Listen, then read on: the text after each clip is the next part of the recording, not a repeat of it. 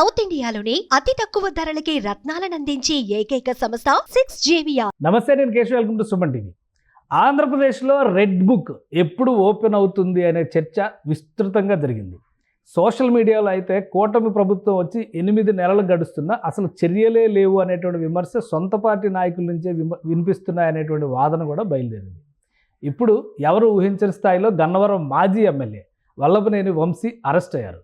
ఇప్పుడు కొత్తగా జరుగుతున్న చర్చ ఏంటంటే రెడ్ బుక్ ఓపెన్ అయిపోయింది అని. నిజంగా రెడ్ బుక్లో భాగంగా జరిగిన అరెస్ట్ అయినా ఇది? పైగా వైసీపీ నాయకులు చేస్తున్నటువంటి విమర్శలు ఇవన్నీ కక్ష సాధింపు చర్యల్లో భాగమే అంటున్నారు. తెలుగుదేశం పార్టీ నాయకుల మనస్తత్వం కానీ ఆలోచన విధానం కానీ రాష్ట్రంలో అరాచక పరిస్థితులు సృష్టించే దిశగా నడుస్తోందని విమర్శలు చేస్తున్నారు. ఇందులో నిజమెంత? ప్రధానంగా గతంలో వల్లభనేని వంశీ అనుసరించినటువంటి విధానాలే ఆయన్ని పట్టించాయా? 2 విధాల కేసులు ఎదుర్కోవాల్సినటువంటి పరిస్థితుల్లో ఇప్పుడు వల్లభనేని వంశీ ఉన్నారా? పార్టీ కూడా ఆయన వెంట నడిచేటువంటి పరిస్థితుల్లో లేదా? ఈ అంశాలపైన విశ్లేషణ చూద్దాం. మనతో పాటు తెలుగుదేశం పార్టీ నాయకురాలు ఉండవల్లి అనూష గారు ఉన్నారు. అనూష గారు నమస్కారం. నమస్తే. ఈ అరెస్ట్కి సంబంధించి తెల్లవారుజాము నుంచే చర్చ బాగా జరుగుతుంది. అంటే వరుసగా చాలా ఇష్యూస్ జరిగినాయి. బోరగడ్డ అనిల్ అరెస్ట్ కానీ, నందిగం సురేష్ కానీ, పిన్నెల్లి రామకృష్ణారెడ్డి గారిది అంటే అది ఎలక్షన్ కమిషన్ యాక్షన్ కాబట్టి దాని గురించి మినహాయించినా కానీ ఇప్పుడు ఏదో కొత్తగా రెడ్ బుక్ ఓపెన్ అయింది అంటున్నారు. ఏంటి దీనికి దానికి ఏమన్నా సంబంధం ఉందా? అరెస్టులకి రెడ్ బుక్కి? తప్పకుండా రెడ్ బుక్ లో ఉన్న ప్రతి నాయకుడు ఈరోజు, అంటే తప్పు చేసిన నాయకులు కావచ్చు, తప్పు చేసిన అధికారులు కావచ్చు, ఈరోజు ఎవరిని వదలరు అనే దానికి ఈరోజు జరిగిన ఒక అరెస్ట్ అనమాట, వల్లభనేని గారి అరెస్ట్. వల్లభనేని వంశీ గారికి సంబంధించి ఎప్పుడో చర్యలు తీసుకోవాల్సింది, ఇంత జాప్యం ఎందుకు జరిగింది అంటే ఏం సమాధానం చెప్తారు మీరు? ముందస్తు బెయిల్కి వెళ్ళాడు. చట్టం అందరికీ ఒకటే రకంగా పనిచేస్తుంది కాబట్టి చట్టంలో నేరస్తుడికి కూడా కొన్ని అవకాశాలు కల్పించాయి కాబట్టి నేరారోపణ రుజువయ్యేంత వరకు ఏదైతే న్యాయస్థానాలకు వెళ్ళిన తర్వాత ఏవైతే వాదోపవాదనలు జరిగి పూర్తిగా న్యాయస్థానాలు శిక్షించేంత వరకు ఒక చిన్నపాటి వెసులుబాటు ఉంది కాబట్టి దాన్ని ఈరోజు అతను ఆ ల్యాప్సెస్ అన్నిటిని ఉపయోగించుకుని ముందస్తు బయలుకి వెళ్ళి దాక్కుంటూ, లేకపోతే అమెరికా లాంటి దేశాల్లో ఇన్వెస్ట్మెంట్ దాని వీసా పైన వెళ్ళి అక్కడ సిటిజన్షిప్ అయిపోయి నన్ను అరెస్ట్ చేయకూడదు అని చెప్పేసి ఇన్ని రకాల ప్రయత్నాలు చట్టానికి దొరకకుండా, లేదంటే ప్రభుత్వానికి దొరకకుండా తప్పించుకుని తిరిగాడండి ఒక రకంగా చూసినట్లయితే. సో ఈ రోజు ఏంటి అంటే ఆ పరిస్థితి పూర్తిగా తిప్పికొట్టిందనమాట. అంటే ఒకటి ఏంటంటే ఇప్పుడు కానూన్ కా హాత్ లంబా అంటారు కదా, అదే తరహాలో గవర్నమెంట్కి కూడా చాలా పవర్స్ ఉంటాయి. 8 నెలలు ఎందుకు పట్టింది? ఒకవేళ అసలు ఏం జరిగింది? తెలుగుదేశం పార్టీ ఆఫీస్ పైన దాడి అంటే ఇక్కడ 2 అంశాలు చర్చిస్తున్నారు ప్రతి ఒక్కరు. ఒకటి ప్రధాన కార్యాలయం పైన జరిగినటువంటి అటాక్ ఒక ఆస్పెక్ట్ అయితే, ఇది గన్నవరం పార్టీ ఆఫీస్ పైన జరిగినటువంటి అటాక్. ఆ సందర్భంలో ఏం జరిగింది? ఇది కక్ష సాధింపు కాదు, ఆయన చేసినటువంటి తప్పుకి జరుగుతున్నటువంటి శిక్ష లేదా దానికి సంబంధించినటువంటి విచారణ పరంపర అనడానికి మీరేం చెప్తారు? సార్, ఇదేం కక్ష సాధింపు కాదు సార్. ఆ రోజు అందరికీ తెలుసు, పార్టీ అన్నం పెట్టిన తల్లి లాంటిది. సో ఆ పార్టీ అధినాయకుడు భార్య అంటే నిజంగా తల్లితో సమానమైన మహిళ.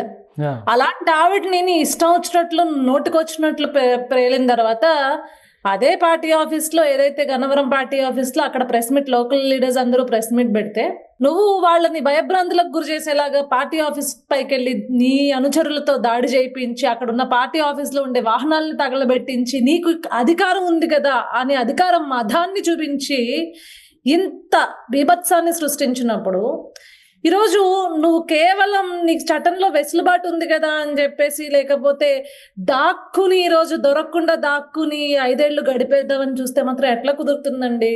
ఈరోజు టోటల్గా వల్లభనేని వంశీ అనేవాడు ఫ్రేమ్ అయ్యాడు. టైం అంటే పిల్లి కళ్ళు మూసుకుని పాలు తాగుతూ నన్ను ఎవరు చూడట్లేదు అని అనుకుంటుందంట. కాకపోతే దాన్ని కొట్టడానికో లేకపోతే దాన్ని బంధించడానికో అనువైన సమయం వచ్చేంత వరకు ఆగింది ప్రభుత్వం. ఈరోజు నీ గోయిని నువ్వే తవ్వుకున్నావు, నీ గోతిని నువ్వే తవ్వుకుని ఈరోజు కిడ్నాప్ కేసు కావచ్చు, SC/ST అట్రాసిటీ కేసు కావచ్చు, వీటన్నిటిని నువ్వు ఎక్కడ నీ తప్పుని కప్పుపుచ్చుకుందాము, మొత్తం నేను తప్పు చేశాను అంటే నా పైన కేసులు ఉన్నాయి కాబట్టే కదా ఈరోజు నేను న్యాయస్థానాలను ఎదుర్కోవాల్సి వచ్చే పరిస్థితి ఉండింది. కేసులు లేకపోతే అసలు నా పైన ఎటువంటి విచారణ ఎదుర్కోవాల్సిన అవసరం లేదు, న్యాయస్థానాల దగ్గరికి వెళ్ళాల్సిన అవసరం లేదు, ఏ శిక్ష ఉండదు కదా అనే ఒక దుర్బుద్ధితో ఈరోజు గతంలో మాదిరిగానే నీ అధికార దుర్వినియోగం చేద్దాం అనుకున్నావు. నీకున్న ఖచ్చితంగా నీకున్న ఇది చూపిద్దాం అనుకున్నా ఆ బుద్ధి ఈ రోజు నిన్ను బయట పెట్టింది. కానీ వాళ్ళ కుటుంబ సభ్యులు ఏమంటారంటే పూర్తిగా వైలేషన్, సరైన సమాచారం ఇవ్వకుండా సడన్గా ఇంటిపైన దాడి చేసినట్టుగా పోలీసులు వచ్చి తీసుకెళ్లారు, కనీసం నోటీసులు కూడా ఇవ్వలేదు అని విమర్శిస్తున్నారు. ఇందులో ప్రొసీజర్ ఫాలో అయ్యారా? ఎందుకు ఫాలో అవ్వలేదండి? మీరు ఫోటోలు చూడట్లేదా? వల్లభనేని వంశీ ఇంటికి నోటీస్ ఇవ్వడం కావచ్చు, లేకపోతే వల్లభనేని వంశీకి స్వయంగా నోటీస్ ఇచ్చి సంతకాలు తీసుకోవడం కావచ్చు, ఇవన్నీ ప్రొసీజర్లో భాగంగానే కదా. కుటుంబ సభ్యులు ఎందుకు విమర్శిస్తున్నారు? ఎవరు కుటుంబ సభ్యులు ఎవరు లేని సమయంలో తీసుకొచ్చారా, లేదంటే వాళ్ళందరికీ సమాచారం ఉందా? కాదండి, కిడ్నాప్ చేసిన వాడిని, నేరస్తుడిని వాళ్ళందరికీ చెప్పి బొట్టు చీర ఇచ్చి అమ్మ ఇదిగో అమ్మ అని చెప్పేసి బొట్టు పెట్టి మేము మీ భర్తను అరెస్ట్ చేస్తున్నాం, లేకపోతే మేము మీ తండ్రిని అరెస్ట్ చేస్తున్నాం, లేకపోతే మీ కొడుకుని అరెస్ట్ చేస్తున్నాం అని చెప్తారా అండి? తప్పు చేస్తున్నాడిని తప్పు చేసినట్లాగానే చూస్తాం, తప్పు చేసినాడిని తప్పు చేసినట్లుగానే లాక్కొస్తాం. అంతేగాని ఈరోజు నాకు చెప్పలేదు, నా ఇంట్లో వాళ్ళకి చెప్పలేదంటే అలా కుదరదు. ఈరోజు ప్రాథమిక విచారణలో అతను తప్పు చేశాడు. ఈరోజు ఆ తప్పు చేసిన వాడు ఏదైతే ఆరోపణలు ఉన్నాయో అవి ఎదుర్కోవాల్సిన పరిస్థితి ఉంది. ఇన్వెస్టిగేషన్ కి సహకరించాల్సిన పరిస్థితి ఉంది. వాటన్నిటిని తప్పించుకుని నేను పక్క రాష్ట్రాల్లో లేకపోతే పక్క దేశాల్లో ఉంటానంటే కుదరదు కదా. నువ్వు తప్పులు చేసేసి, హత్యలు చేసి, మానభంగాలు చేసేసి, కిడ్నాపులు చేసేసి, లేకపోతే దౌర్జన్యాలు చేసేసి పక్క దేశాలకి పోతాను, నేను విచారణ నేను ఎదుర్కోను, లేకపోతే నా పైన కేసులు పెట్టిన వాళ్ళని కిడ్నాపులు చేసి వాళ్ళపైన ఒత్తిడి చేసి ఆ కేసులనే విత్డ్రా చేసేసి మొత్తం తప్పించుకుంటాను అంటే కుదరదు కదండి. ఈరోజు నిజంగానే ఆయన విదేశాలకు వెళ్ళిపోవాలనుకున్నారా? మీరు ఏదో ఇన్వెస్టర్స్ సిటిజన్షిప్, ఇన్వెస్టర్స్ వీసా ఇటువంటి వాటి కోసం ట్రై చేశారు అంటున్నారు. ఏంటి ఆధారాలు ఏమైనా ఉన్నాయా? నాకు మీకే కాదు సార్, ఇది అమెరికాలో ఉండిన తెలుగు కమ్యూనిటీ ప్రతి ఒక్కరికి తెలుసు. ఓకే, వల్లభనేని వంశీ ఏ కంపెనీలో ఇన్వెస్ట్ చేశాడో, ఇన్వెస్టర్ వీసా కింద టోటల్ సిటిజన్షిప్ తీసుకుందామని ఎంత మొత్తంలో ఇన్వెస్ట్ చేశాడో, ఎన్ని షేర్లు కొనుక్కున్నాడో ఆ కంపెనీకి సంబంధించిన విషయం మీరు నేను బయటపెట్టింది కాదు, అమెరికాలో ఉన్న తెలుగు కమ్యూనిటీనే బయటపెట్టింది. ఈరోజు దానికి సంబంధించి ఈరోజు అమెరికాలో అన్నేసి రోజులు గడుపుతున్న పరిస్థితి. ఈరోజు దాక్కున్నాడు. ఈ రోజు వరకు కూడా ప్రభుత్వానికి భయపడి అతను చేసిన తప్పులన్నిటిని బయటికి లాగి ఈరోజు న్యాయస్థానాల ముందు పెడితే గనక నాకు బెయిల్ వచ్చే పరిస్థితి కూడా లేదు అని తెలిసే ఇప్పటి వరకు దాక్కుంటున్నాడు. మరి ఏమైపోయింది?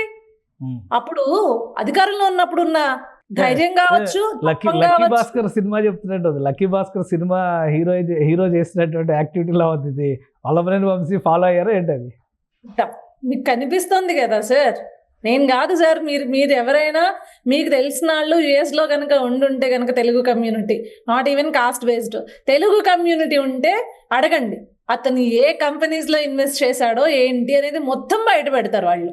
ఓకే, లేకపోతే who is Vallabhaneni Vamsi sir అన్నేసి నెలలు యుఎస్ లో ఉండడానికి ఎవరు? హూ ఈజ్ వల్లభనేని వంశీ అక్కడ? అంటే కరెక్ట్ గా పోలీసులు ఆయన హైదరాబాద్ వచ్చే వరకు వెయిట్ చేసి వల్లభని పట్టుకున్నారంటారు. అంతే కదా సార్. మరి పోలీసు యంత్రాంగం తెర వెనక వాళ్ళు చేయాల్సినటువంటి యాక్టివిటీ వాళ్ళు చేస్తూ పోయారు. ఖచ్చితంగా చేస్తారు సార్. నెక్స్ట్ ఎవరు? రెడ్ బుక్ ఓపెన్ అయింది అంటున్నారు. మరి నెక్స్ట్ ఎవరు ఉన్నారు? ఇది ఓన్లీ గన్నవరం పార్టీ ఆఫీస్ పైన జరిగినటువంటి దాడి, ఆ పెద్ద పార్టీ ఆఫీస్ పైన, పెద్ద ఆఫీస్ పైన జరిగిన దాడి ఇంకా అది పెండింగ్ లో ఉంది. ఇంకా నెక్స్ట్ లేదు కదా సార్. అది కూడా ఆల్రెడీ చాలా మంది లోపలికి వెళ్ళడం జరిగింది. చాలా మంది దాంట్లో కూడా ఇప్పుడు లోపలికి వెళ్ళడం జరిగింది. ఇంకా పెద్ద పెద్ద పేర్లు వినిపిస్తున్నాయి కదా. తప్పకుండా వాళ్ళందరూ కూడా వస్తారు.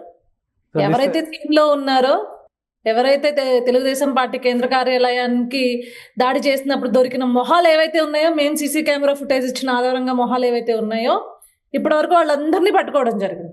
అందరినీ పట్టుకుని ఈరోజు వాళ్ళ తాలూకా శిక్షలు వేయడం జరిగింది. సో ఈరోజు ఎవరిని వదిలే ప్రసక్తి ఏం లేదు సార్. కాకపోతే మేము చెప్పినట్టుగా, గతం నుంచి నేను చెప్తున్నట్టుగా ఏంటి అంటే, ఏదో నామకే వాస్తే చేసినట్లు కాదు అరెస్టులు. పూర్తిగా ఇన్వెస్టిగేషన్ ఏజెన్సీస్ అన్ని ఆధారాలతో, డాక్యుమెంటల్ ఎవిడెన్సెస్తో ఈరోజు జగన్మోహన్ రెడ్డిని కూడా ఆఖరికి లోపలేయడానికి సంసిద్ధంగా ఉంది కూటమి ప్రభుత్వం. సో అంటే దానికి కావాల్సినటువంటి గ్రౌండ్ వర్క్ అంతా రెడీ అయిపోయింది. 8 నెలలు అదే పని మీద ఉన్నారా?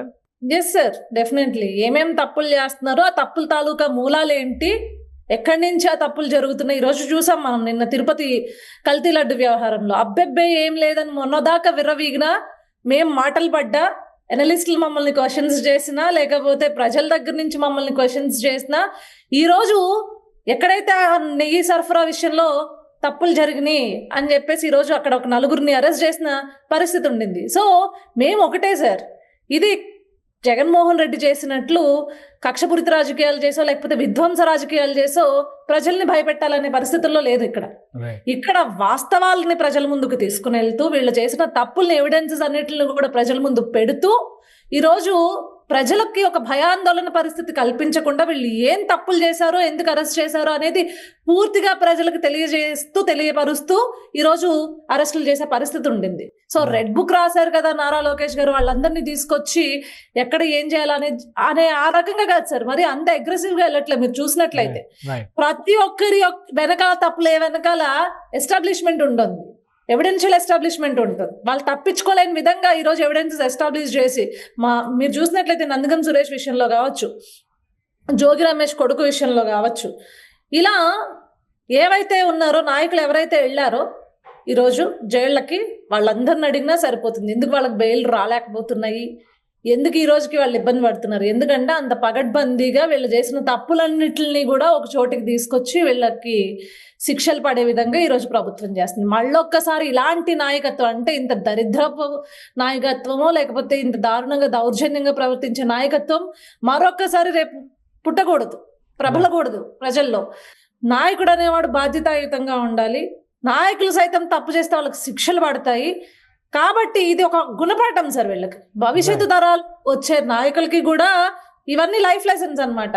అదొక గతంలో వాళ్ళకి ఇలా జరిగింది, వీళ్ళు ఇంత అధికారం ఉంది కదా అని రెచ్చిపోతే ఒక్కసారి కనుక ప్రభుత్వం కావచ్చు లేకపోతే విచారణ సంస్థలు కావచ్చు, ఆఖరికి న్యాయస్థానాలు కావచ్చు సరిగ్గా పనిచేస్తే ఎంతటి నాయకుడికైనా శిక్షలు పడతాయని ఈ రోజు కనుక ప్రూవ్ చేస్తే కనుక రేపొద్దున భవిష్యత్తులో వచ్చే నాయకులందరూ కూడా ఒళ్ళు దగ్గర పెట్టుకుని ఏ పార్టీ నాయకులైనా పనిచేస్తారు. రైట్, థ్యాంక్ యూ అనుష గారు మీ అభిప్రాయాలు తెలియజేసినందుకు.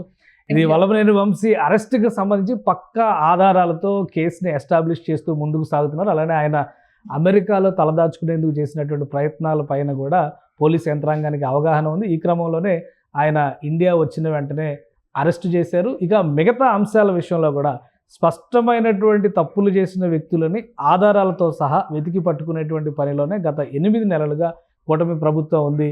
ఊరికే బెదిరింపులకి దౌర్జన్యాలకి పాల్పడేటువంటి వ్యక్తులకి రాబోయే రోజుల్లో ఒక గుణపాఠంగా నిలిచే విధంగానే ఈ కేసుల ఎస్టాబ్లిష్మెంట్ జరుగుతుందని అనుష గారు విశ్లేషిస్తున్నారు. ఫర్దర్గా రెడ్ బుక్లో లిస్ట్లో ఇంకెవరు ఉంటారనేది ప్రస్తుతానికి సస్పెన్స్. కానీ గతంలో జరిగినటువంటి తప్పిదాలకు సంబంధించిన తవ్వకాల పరంపర మాత్రం యథావిధిగా కొనసాగుతుందని ఆమె స్పష్టం చేస్తున్నారు. ఇది స్పెషల్ డిస్కషన్. Keep watching.